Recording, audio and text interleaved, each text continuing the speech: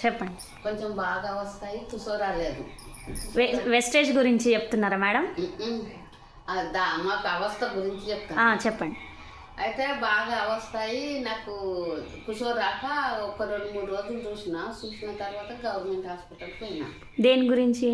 ఈ కుసో వస్తలేదు, కొంచెం గడ్డలాగా అయ్యి ఆర్షమోళ్ళలో. ఓకే.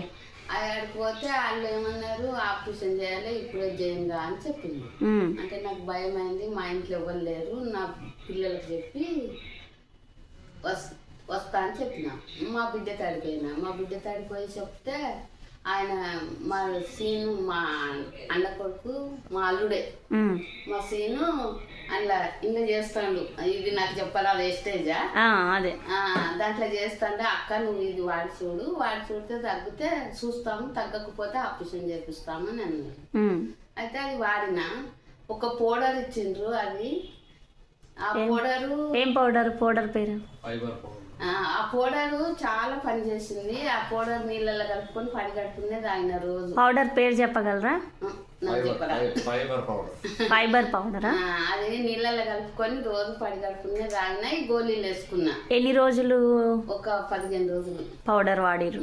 15 రోజులు ఇలాంటి వాడితే కొన్ని తగ్గిపోయింది. ఇక నేను ఆపరేషన్ పోలేదు, ఆపరేషన్ చేయించుకోలేదు. ఇక అవ్వ మందులతోనే తగ్గిపోయింది. ఈ మందులు ఇచ్చే ఆయనకు ధన్యవాదాలు. వెస్టేజ్కి ధన్యవాదాలు. వెస్టేజ్కి ధన్యవాదాలు.